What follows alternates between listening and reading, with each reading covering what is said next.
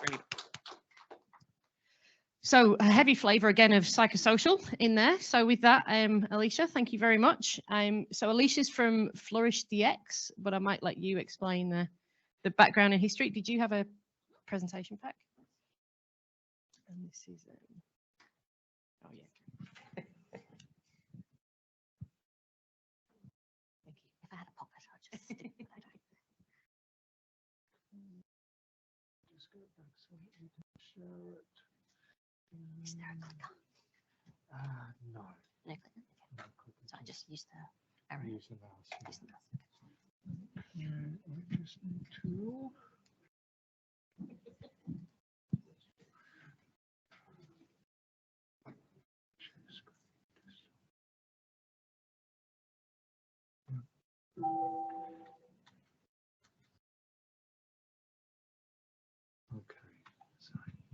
Thank you. Thanks for the introduction, mini introduction. I'll expand a little bit, and for inviting me to speak to you today, everyone in the room and online. I'm not sure how many there are online, but I encourage you to use the chat if you've got questions, and I will answer them at the end. I'll do my best to get to the questions. I usually have quite a few questions at the end. So I am a clinical psychologist by background. I work for People Diagnostics. So People Diagnostics is a small company based in Perth.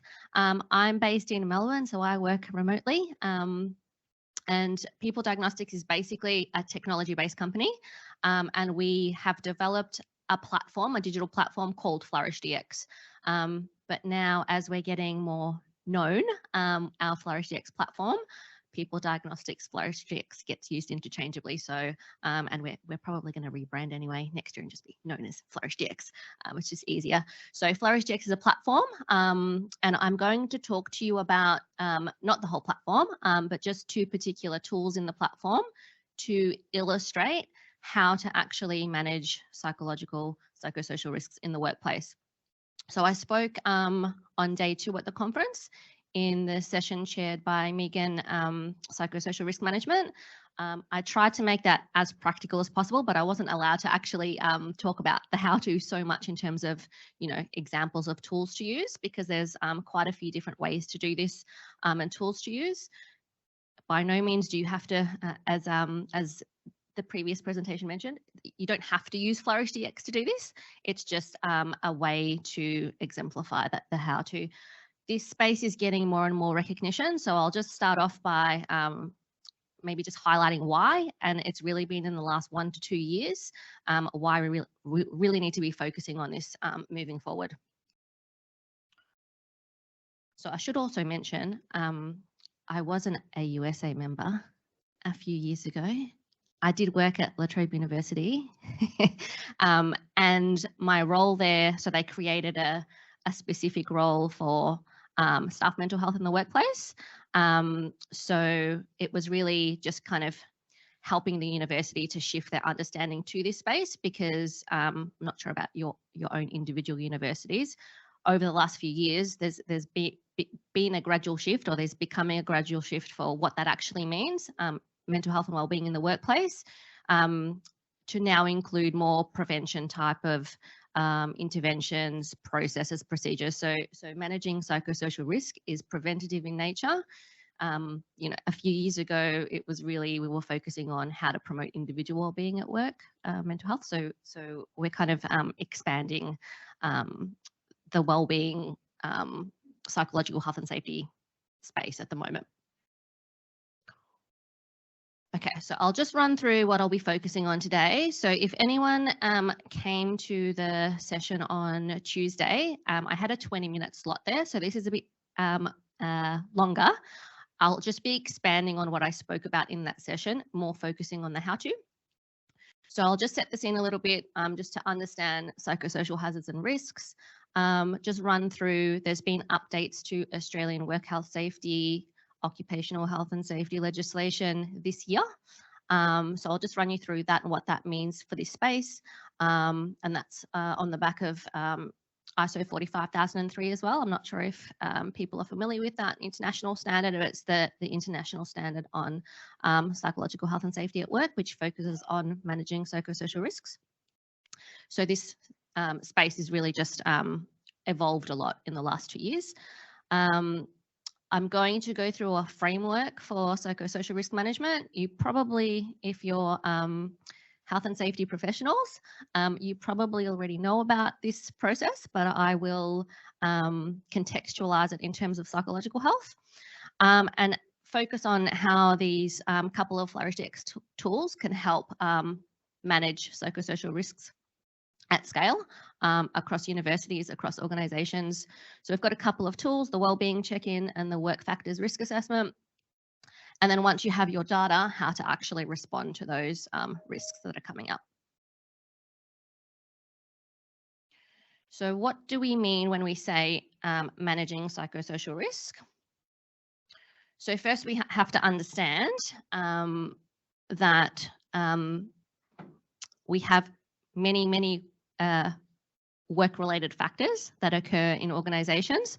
I just had a look at that hard copy that was sent around in terms of the riskware psychosocial hazard classification. So there's quite a few different work factors, organizational factors stipulated there.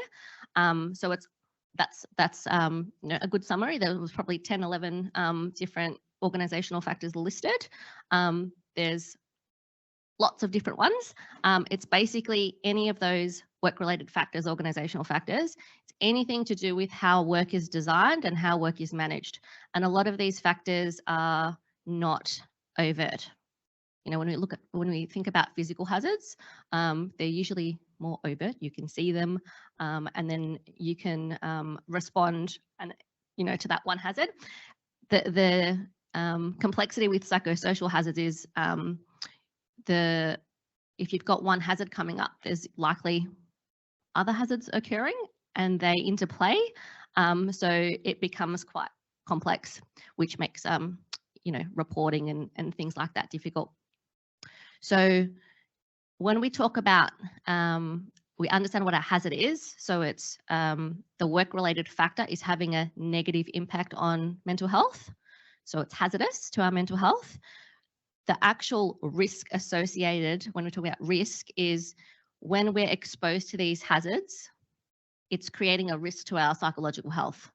So exposure to psychosocial hazards creates risk. So we need to actually understand what the risk is. When we've got hazards presenting, they might not actually be creating significant risk for psychological health. So we need to measure that.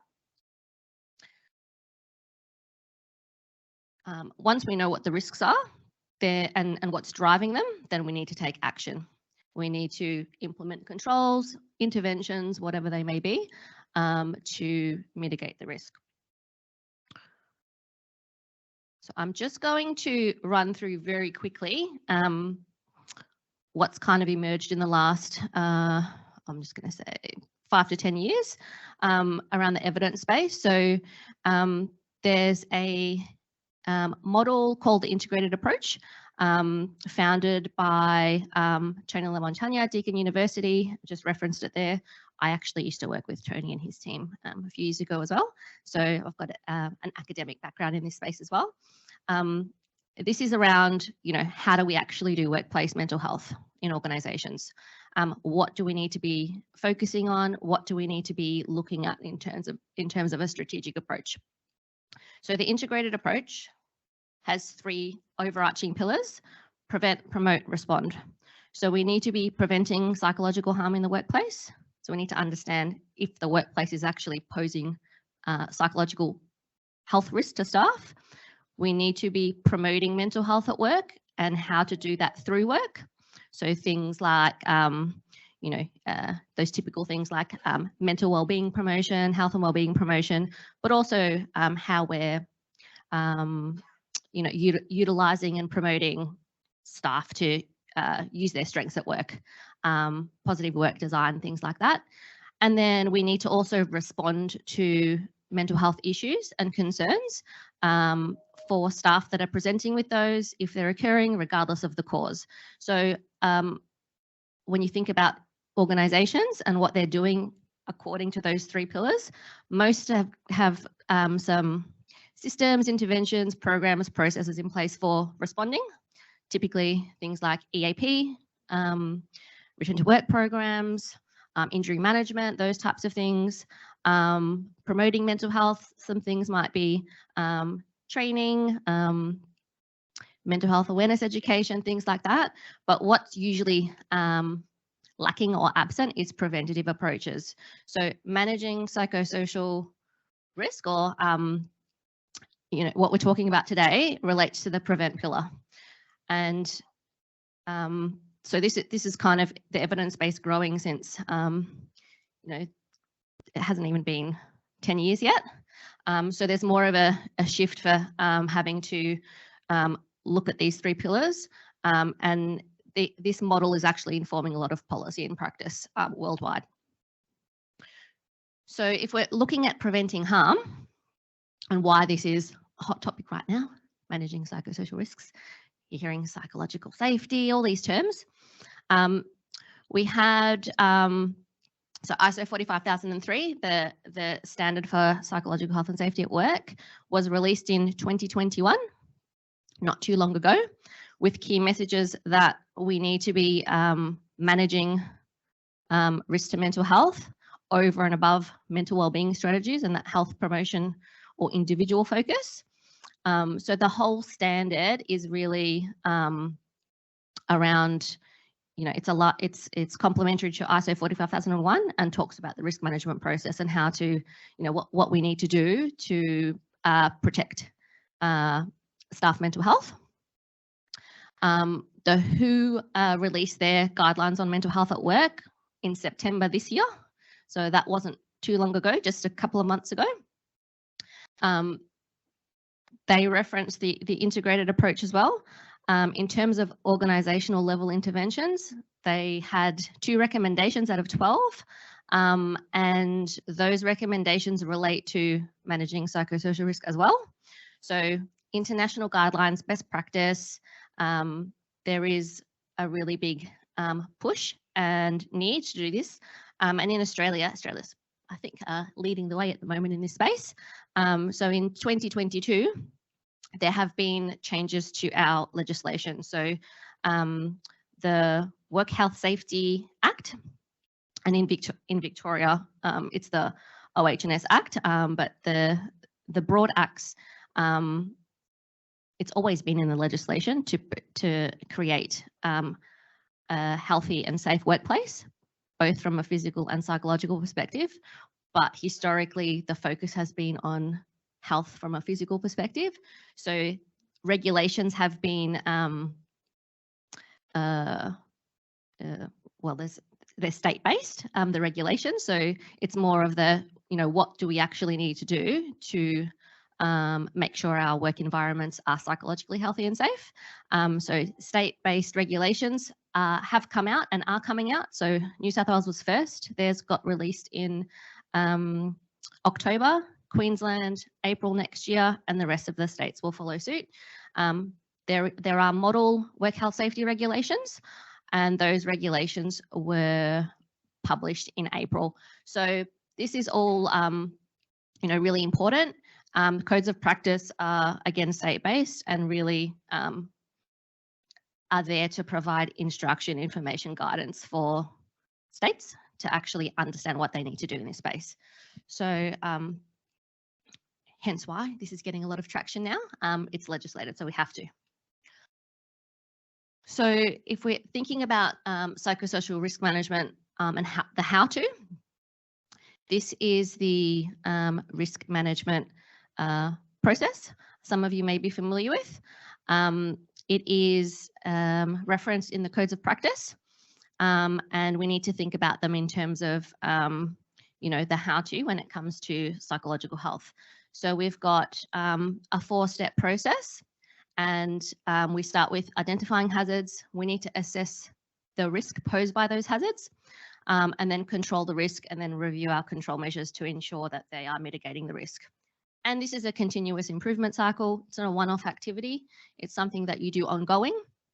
And what really drives this is the need to have management commitment. So from the top down, and it to be implemented, it's basically business as usual. It shouldn't be, something that's just considered every now and again. It should just be the way that we're operating and, part of our management systems.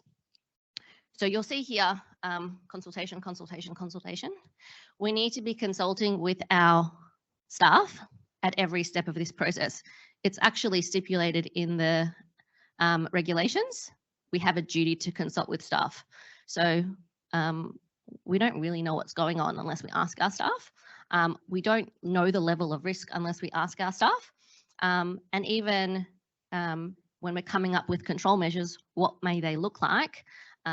Your staff can give you a, with their input, they can help you to, develop appropriate controls that are fit for purpose so that they're managing risks.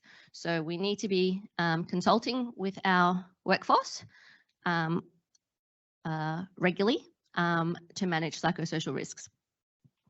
So it's highlighted in ISO 45003. It's basically one of the first things that they stipulate is you need to understand your organizational context so you can identify hazards that are relevant to your organization. So there are various different hazards.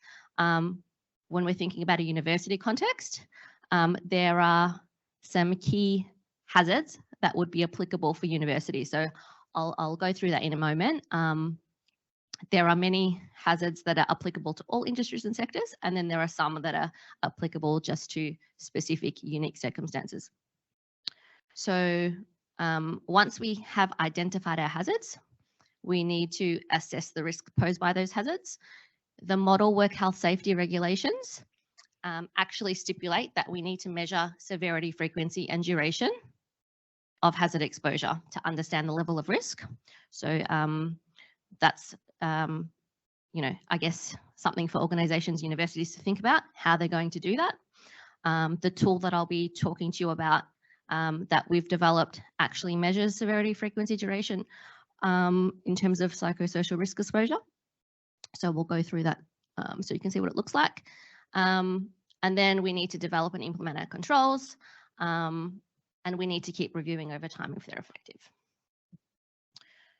So here's just a list of psychosocial hazards, not exhaustive.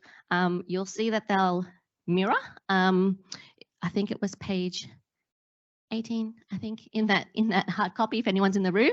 Online, you've got your handout. You'll see a lot of those organisational factors under psychosocial hazards similar. So we need to, we don't have to measure every single hazard, but we need to measure the ones that are coming up as likely in an organisation or in particular parts of an organisation. So the one that I didn't see there that I've put here, job insecurity, and this is research shows this as well, it's actually quite a significant factor in a university context because of the nature of how roles are advertised and tenures are, fixed term a lot of the time. So job insecurity isn't really a factor for organisations that have a lot of, continuous staff, no fixed term contracts. But for universities, especially with casual workforces, academics on lower grades, ABC, they're usually fixed term. So it's thinking about, and another one that comes up a lot is poor change management. There's a lot of change in universities a lot of the time. There was when I was at La Trobe, and whether that change is being managed effectively or not can impact mental health. So there's a lot of hazards to consider, but how do we actually identify hazards at your own organisations and universities? So we need to consider sources of hazards. Where are they coming from? So the nature and type of work, the design and management of work. Are certain hazards part and parcel for some roles? I'll give you an example. So when I was working at La Trobe, some of the academics that were working in faculties like, or schools, history, public health, or nursing, they're actually exposed to potentially trauma through their research. So researching the Holocaust, if they're doing, supporting students on placements, for example, and having to deal with their students that might be affected by their placements, and hearing about traumatic instances, bushfires, for example, research on bushfires. So it's important to consider in a big organisation that has different staff cohorts and different job types, what are inherent psychosocial hazards for those staff groups. So we don't need to actually measure the exposure of every single hazard for everyone. It might be that we have different risk assessments for different staff groups. Supply chain interactions and organisational change are other examples. Consulting the workforce, so we have a duty to do that anyway. So unless you ask, you're not going to know. So where do we get some data from? So I'll talk to you about and show you the wellbeing check-in, which is the tool that's very quick and simple to use, that gives the organisation a lot of valuable information in a short amount of time. Other survey data, so data from employee engagement surveys, culture surveys, any other surveys that would capture some psychosocial hazards. Health and safety committee meeting minutes, information from HRBPs and managers who may be leading discussions around wellbeing or mental health at work. And as we build manager capability in this space, they can be capturing information on psychosocial hazards too. Any other information written that we've got available, so position descriptions, absentee data, exit interview data, compensation claim data, complaints and grievances, and incident reporting or hazard reporting, and observations at work. So they can also provide insights into hazards. So when we can see interpersonal conflict, for example, or incivility, changes in people's work behaviour, are they rushing more, making more mistakes, procrastinating? There's usually behaviour changes when something's going on with people's mental health. And there might be discrepancies between what people are actually doing and their position descriptions, especially through change. So there's a whole different range of sources where we can actually think about where we can identify hazards from. The wellbeing check-in, it takes staff maximum of 1 minute to complete. And it collects information about staff wellbeing, mood, and what's contributing to that from both an individual and a work-related perspective. So I've got a little QR code there. If you want to, you can scan it and engage with the tool. When you scan, there's just going to be an additional question or two on burnout. So we can actually add in we include outcome measures, so wellbeing indicator and organisational outcome data. So it'll be 2 questions: how are you feeling today? And there's a slider scale from angry and stressed up to happy and joyful. And then you'll get asked the second question: why do you feel this way? So you'll get presented with a list of potential personal individual factors and then a list of work factors, and that's it. And as staff do that, so this is used as providing first pass psychosocial hazard identification, and I'll tell you why in a minute. You can use this quick tool routinely to monitor hazards in the workplace. So you should have finished that by now. So what we would see, and this is all any data tools, any data that comes out of our tools, there aren't any privacy concerns. So all data that's fed back on the data dashboard is de-identified. You can't see as an organisation who reported what. You can only see aggregate data as long as there's a minimum of 8 responses. And you can also filter the data based on your organisational structure. So when you set up the platform, you can include things like locations, or if you're a university with multiple campuses, you can put all of your different campuses. You can put staff type, so academic versus professional staff, for example, and it allows you to filter down and see what's happening where. So on the data dashboard, there'll be an average rating out of 7. So it'll just give you an overview of well-being and how many people have responded on a particular day or over a particular month or across a year or a different date range if you specify. And then it'll tell you what the top factors were for both individual and work-related associated with positive and negative mood. So it's almost like, yeah, we can have an average rating, but what does that really mean? So when we're presented with the work factors that were associated with positive mood and negative mood, this here is the top negative reasons. That's basically saying they're your top psychosocial hazards right now. If you're looking across the workforce or at a particular work demographic as per your filters.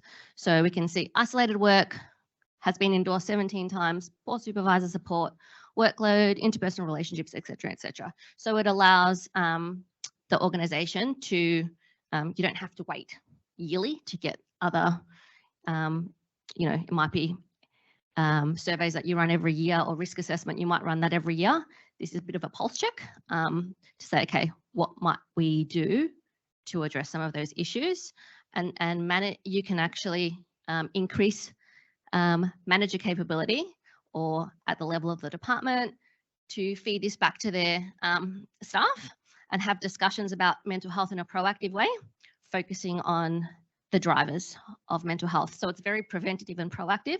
It's not at the level of something's already wrong necessarily. We're just doing this as kind of lead indicators. So once we have identified psychosocial hazards from the wellbeing check-in and any other sources, we need to assess whether they're actually having or posing a risk to staff mental health. So what's the actual risk associated with these hazards? So you can see here, wellbeing check-in there, different sources of data. Then we do a work factors risk assessment. So we've got a risk assessment tool. That's the second tool I'll show you. So this tool is fully customizable. So you would choose the hazards, the work factors, to assess.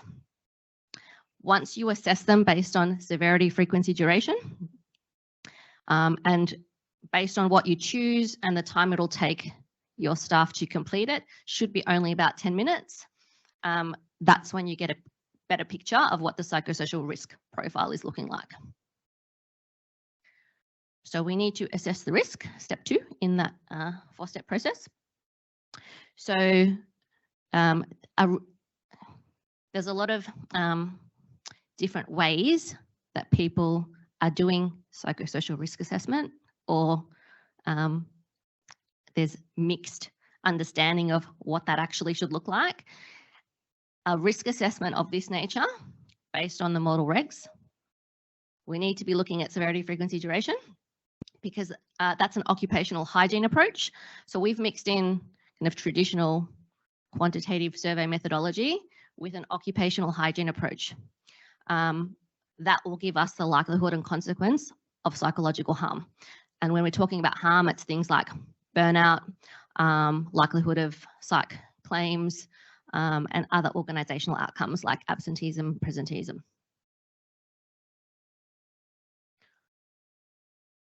Okay, so there's another QR code there if you want to scan it. So this is our work factors risk assessment.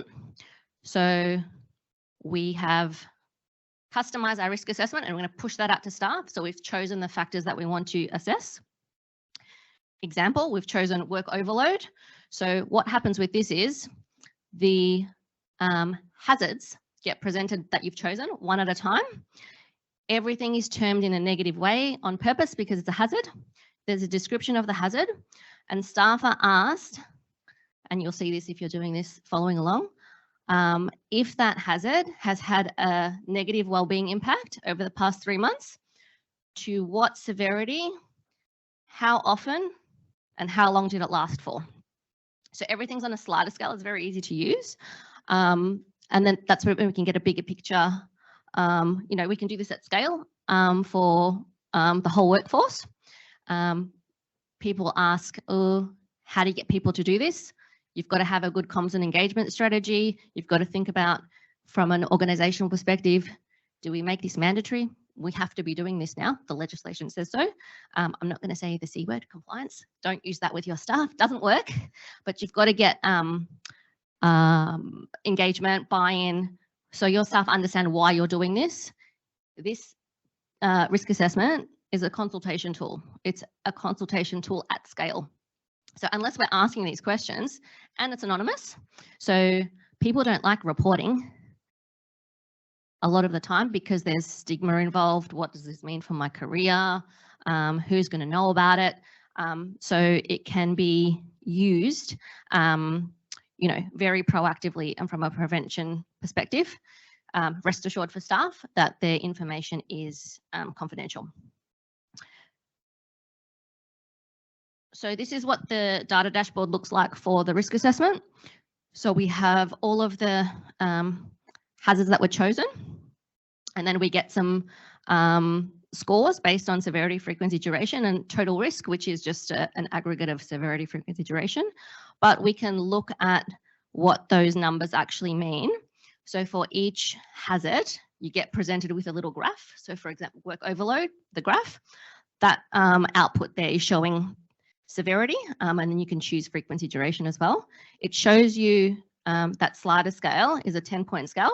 It shows you how many staff actually endorsed each option. So here, 16 staff would have said work overload is not having an impact on my mental health, but 59 said 5 is a moderate. And to the end there, 2 would be extremely severe. So you can actually quantify the severity and then look at, when you've got this profile, okay, what do we target? Why? This data all looks a bit the same because it's dummy data. But if you've got, you know, things coming out with really high severity, that's going to be more harmful than things with low severity. So you can target your control measures, interventions based on what's coming out here. So we've got our quantitative data that doesn't take too long to collect, but then we need to further consult usually with staff because we have to understand what's driving those risks. Why is work overload high? Could be for a number of reasons. So it's up to organisations how they consult further. When I was at La Trobe, we kind of piloted this system. At that time, there was no risk assessment. There was a different tool called a work design survey that you can still use. But this tool has been developed, it's probably 18 months ago now, on the back of ISO 45003 and the upcoming, or we envision the regulations coming in and changing.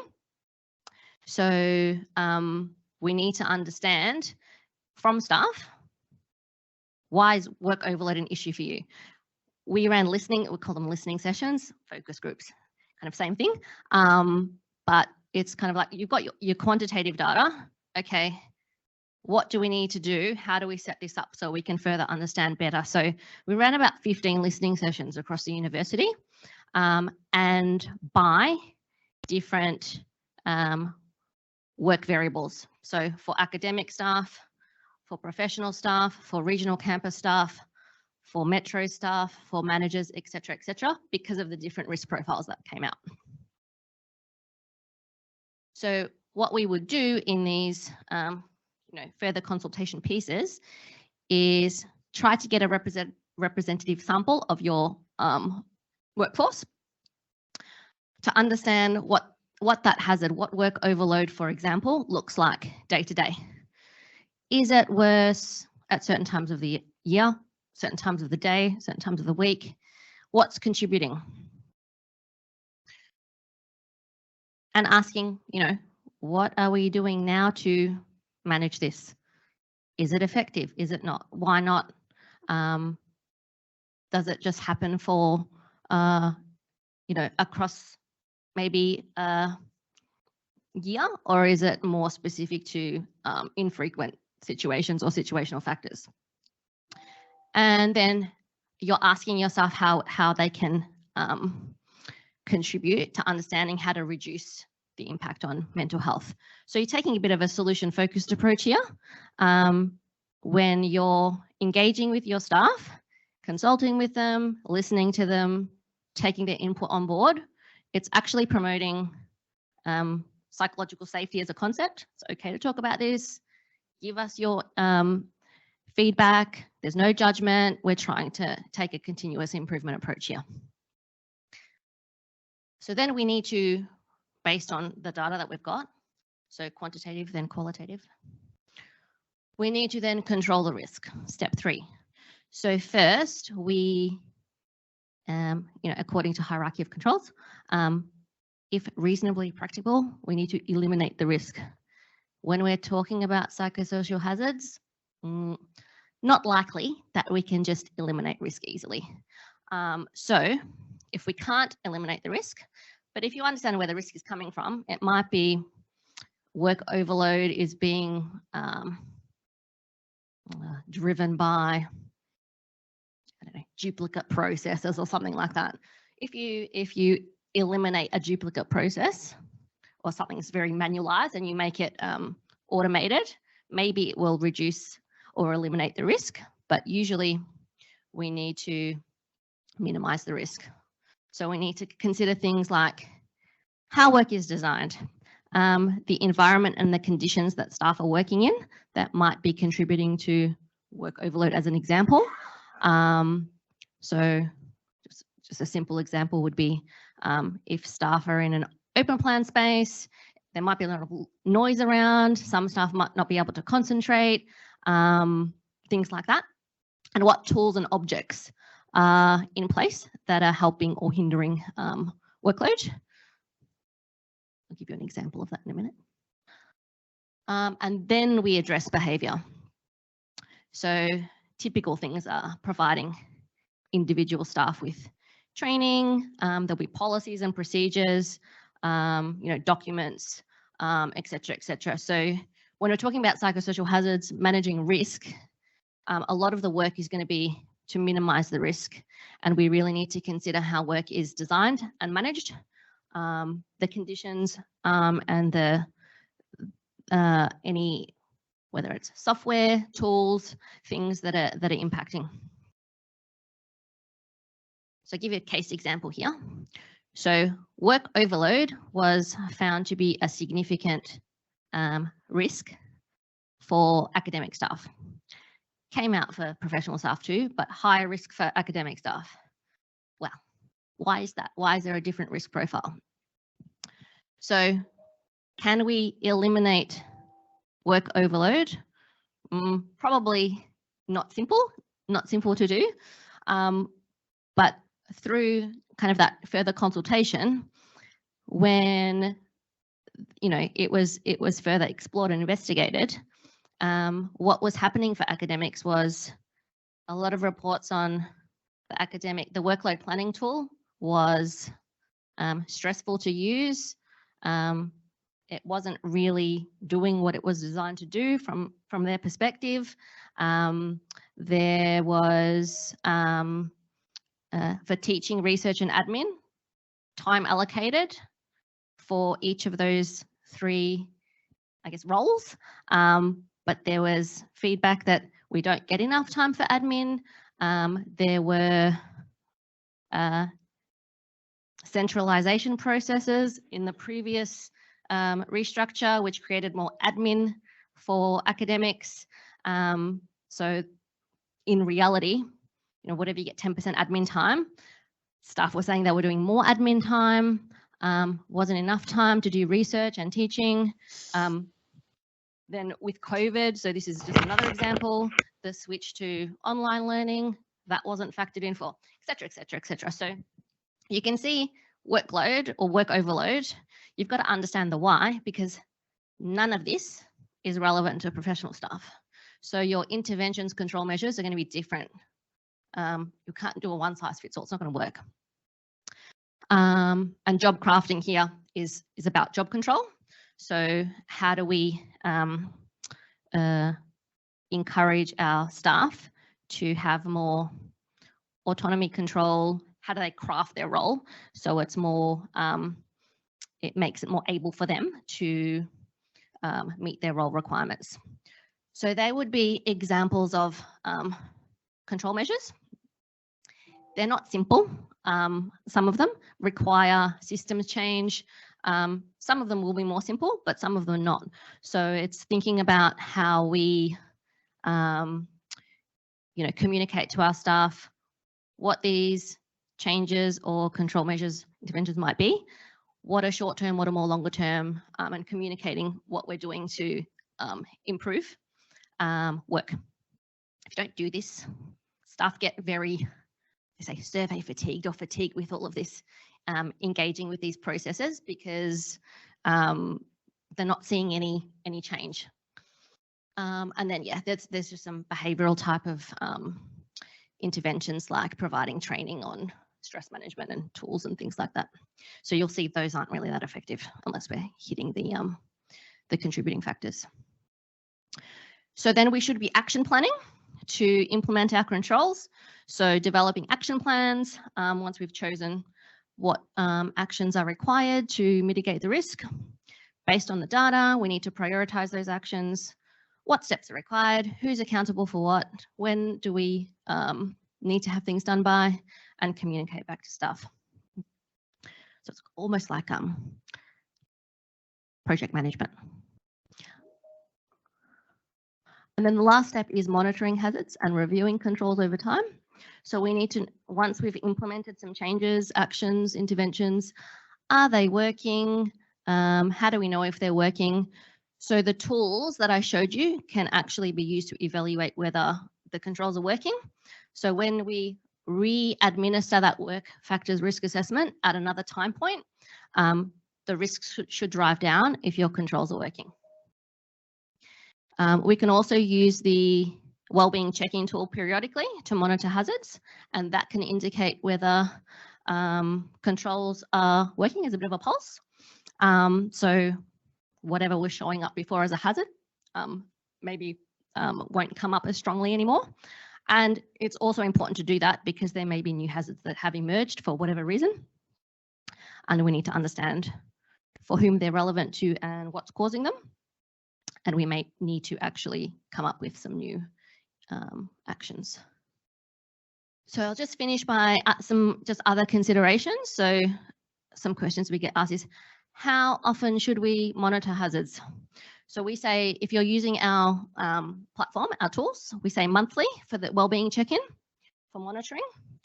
The risk assessment, we say yearly, and or if you're using the risk assessment to evaluate the effectiveness of controls, it might be 9 months, it might be 15 months, but a lot of the controls, especially the work redesign systems controls, aren't quick to implement, so you wouldn't do that as often.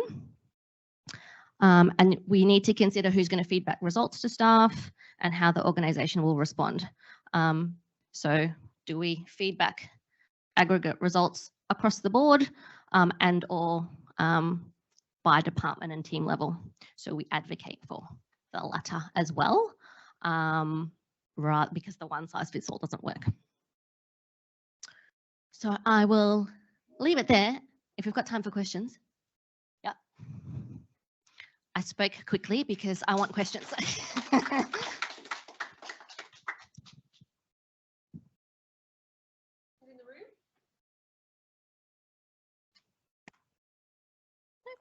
I was being shy. I usually get a bazillion. Flourish DX software. Yeah. Obviously, is it a fee for service or is it available online for free? Yeah, good question. Yeah. So it is a product that we market and sell. So it depends on how big your organization is, how many user accounts you need. So it's based on, if you've got 5,000 staff, you'd need 5,000 user accounts, and then it's costed per person. We're switching to a new model. Found to date is a lot of organizations are really interested. Yes, this is great, but they don't have the internal capability to actually implement the system. So it's not just kind of tools that just sit somewhere. You have to actually implement and embed the risk management process. So what we're doing is providing consulting now up to X amount of days based on the size of your organization, and then the software comes with it. So yeah, there's more information on the website, or you can contact me for more info on cost. Yeah, so we're really focused on supporting organizations to understand how to actually do risk management and set this up for success. Brilliant. Any more questions in the room? I've got a few reflections anyway. I think Sure. putting it in that risk management framework, which we're all familiar with, and going through, as you say, those simple questions and destigmatizing it as well, and really actively involving our workforce in that risk assessment. I think that's an awesome, that will not only help psychosocial, that will help us in our day jobs of managing health and safety in all its gamuts as well. So I think that's really great. Can you, obviously, respecting privacy, but can you talk about how this has gone down with particular clients, and if there are any universities or businesses that might be as complex as a university, and how they've gone with implementation? Yeah, so the system, the platform is actually designed to be an enterprise level tool. So we deal with quite a lot of organizations that are, large organizations. It's not really designed for small organizations. So we are working with one university in Victoria at the moment. Prospectively, we've got another couple that we're liaising with at the moment, Australian universities. We've got other clients like big health insurers, software, just different industries, construction, large construction company, mining. So and we're global, so it's not just for Australia. So any organization anywhere can do this. We try to just now, as I mentioned, support whatever the organization is, depending on what they need to implement effectively. That's where we found I guess the biggest barrier is not understanding how to implement and embed psychosocial risk management. So we've developed a program called the Catalyst program. We've just run our first cohort in July. So it's a 9-month based program where we take a cohort of organizations through a prescribed, it's based on that 4-step process, a prescribed way of implementing into their workforce, to also get buy-in and engagement from staff. If a lot of organizations won't say this is mandatory, but you want to increase your response rate and participation. So we've got case studies coming out from that initial program, and we're running it again next year. So there'll be case studies according to industry, and we'll be putting them up on the website for other organizations to view too. Brilliant. I think that'll be really interesting. Natasha, I'm going to dob you in while you're here. Is there anything? So we've got Natasha up the back there is our SIG lead, so special interest lead for mental health and psychosocial. Is there anything you want to add, or without any prompt or notice, prior notice? Sorry. Thank you. I was just going to add that it's just got us thinking a lot. Being from a Victorian university, we are still waiting for the information to come to us in relation to the legislation and things like that. So it's a lot of people are like, what are we doing? What do we currently have? How do we start?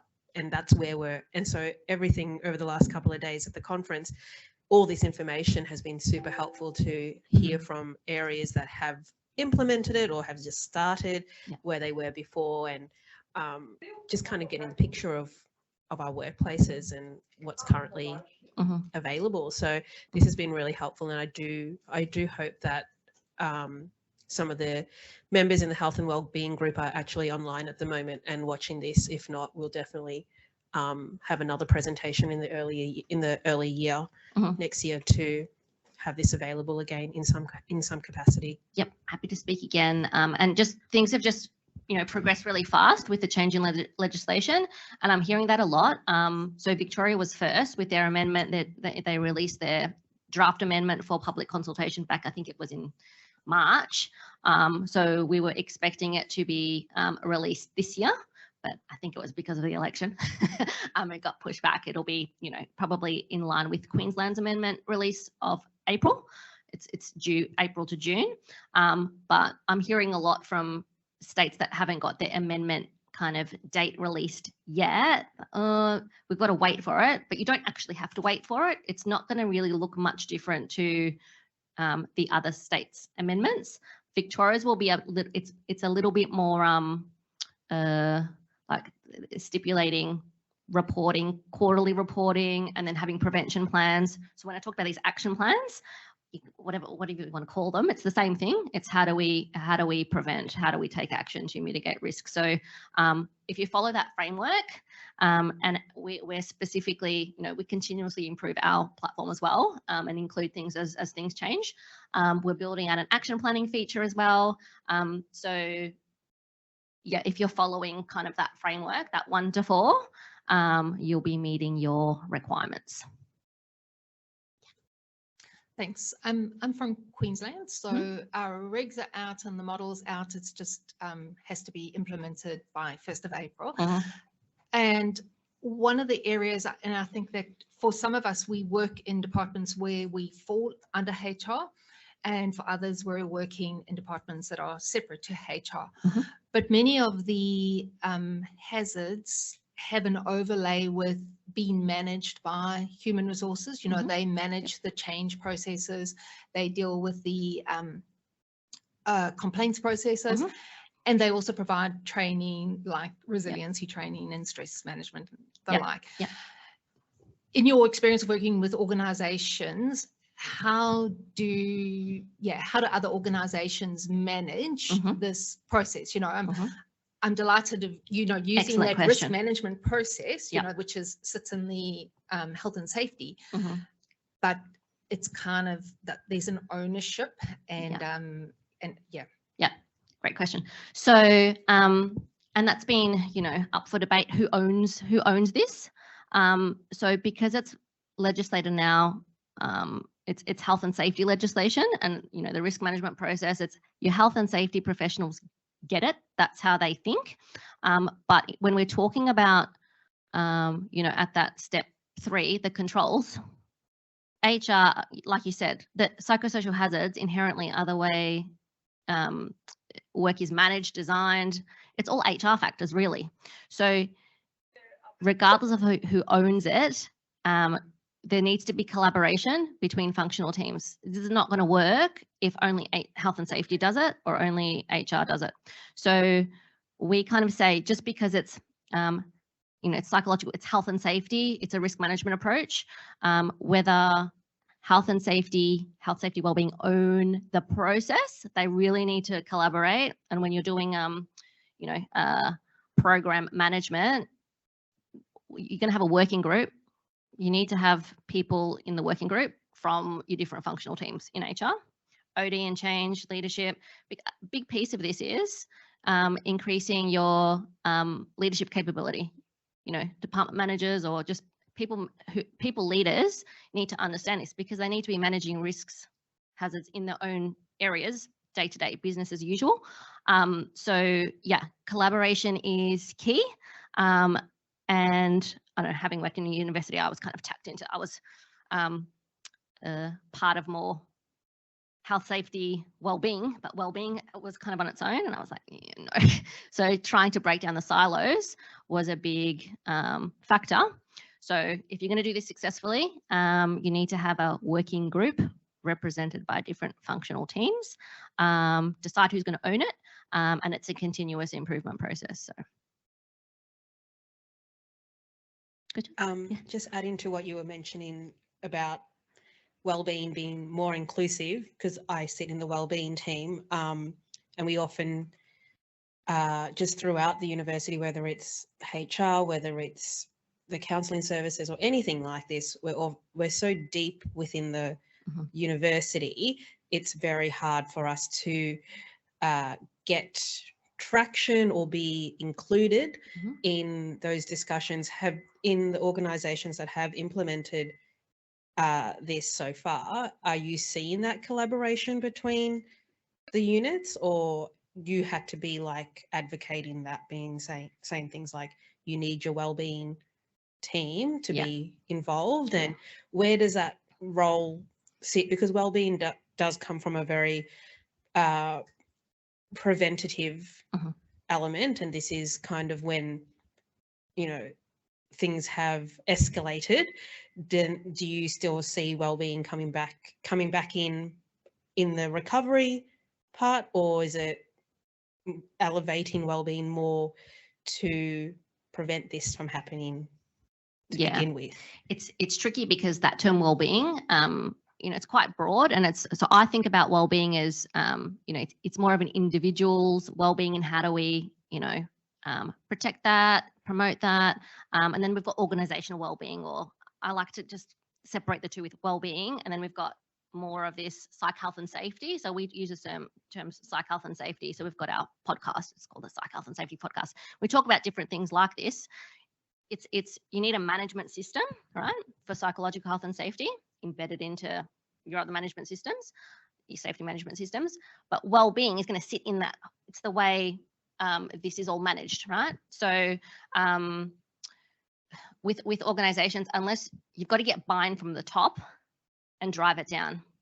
If someone from wellbeing or an area is just trying to do this and doesn't get the buy-in first, we find that that's, you know, ineffective. So there's a big piece around management from the top, driving it down, forming that working group, having everyone on board, and then you start there's a big planning phase when you start to do this, and then you move into, you know, the plan, do, check, act cycle. That's kind of stipulated in safety management systems. You've got to set this up for success, and there's quite a bit of work in that. But yeah, collaboration is key. You need a driver that will sit as high up as possible to keep it on the agenda. Yeah. Awesome. Thank you so much. Thank you so much, Alicia, as well. Thank you.